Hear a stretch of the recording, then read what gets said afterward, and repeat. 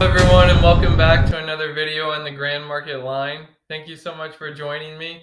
Today I'm super excited to talk about some of the leader prices that I saw. So let's go ahead and get into it. Before we go ahead and talk about some of the leaders, let's go ahead and look at this new alternate art UTA card. It's a pre-sale item right now on TCG.com. The card is sitting at $195. That's a huge price tag. When I think of a card this expensive, I can only think of Nami or Zoro. And those two cards seem way more worth it.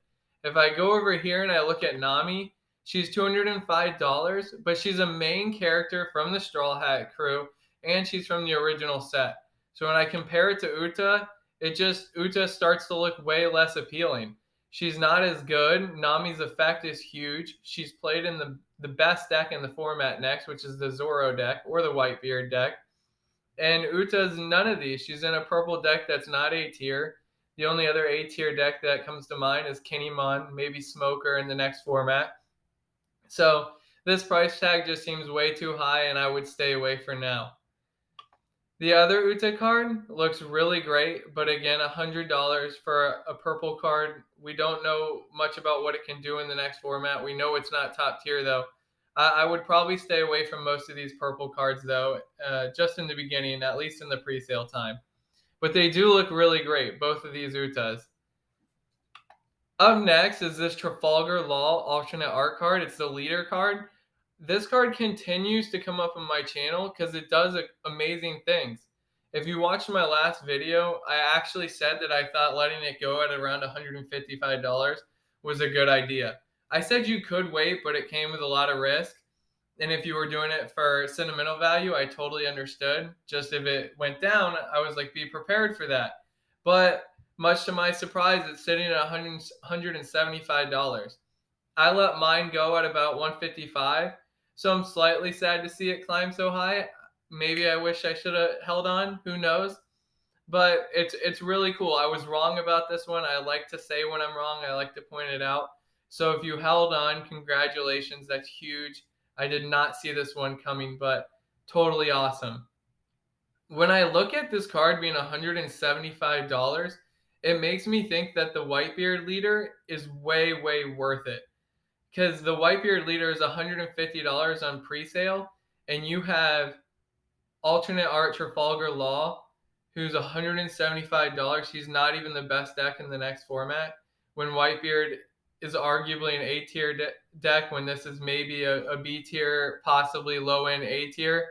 So Whitebeard just seems like such a huge buy for me right now. This is this card over here, this leader, $150 on pre-sale. It's sold out right now. But if you can find it, I mean, what a deal considering this is $175 and then the Zoro right now is pushing $210. Man, it just makes me wish I would have got this Edward Newgate sooner. I did want to go in on it. I said that on the last video, but currently it's sold out. If you can find one on eBay or another platform or a friend, I definitely would strongly consider it. It's looking like quite the buy right now. That brings me to the next card, is this Gum Gum Jet Pistol. I just wanted to mention this one because we know the red decks are really strong in the next format. And look at this drop off. I mean, it's just going down right now. So I can't tell you how long that's going to last, but knowing that it's one of the best decks in the next format, looking at a card that's dropping in price like this, I might pick it up sooner rather than later. Like anything, it could go down more and maybe you lost a couple bucks along the way, but I would definitely want to solidify a cheap copy if I didn't already have this card. Next, I wanted to mention Gen B. I just thought it was a fun thing to mention here because it's one of the promo cards that hasn't gone down from the Treasure Cup. The majority of them have, if not all of them, but this Gen B, we know because of that 7 Warlords of the Sea tag, it makes it really viable in the Flamingo decks in the future. So, which is why it's probably maintaining the $75 price point. I'm not sure I would go in on it, but I did just want to mention, like, wow, it's holding its price point. So, congratulations to this card. And if you held on to it, it might see future value. Just something to be aware of. The last couple cards I wanted to mention here are some green cards. The first one is the Eustace Captain Kidd Parallel Rare card. It's sitting at $46.98 right now. if we look down here, we can see that this card has kind of held this $46 price point for some time now. And before that, it was just drastically falling from a $60 price point. So we know this card has room to grow. It's grown in the past, and it was on a decline, but it's kind of stalled out. So that tells me, or what I'm thinking, is this card doesn't really know what it wants to do. Fortunately for me, I have these copies. I bought them for around this price point. I really like it. And that's something you got to decide too. Like, if you want to go in on this card, I would probably do it sooner rather than later. The reason being is when a card flatlines like this, it tells me that it either wants to really grow or really drop. And I know this card is used in some Kinemon decks in the future. So I definitely see use in the future. I don't see it dropping too much further. If it does, I don't know why. Maybe some people offloading copies because it has to be used in the future. People need this card. Next, I want to look at the Trafalgar Law Parallel Rare card. It's $77.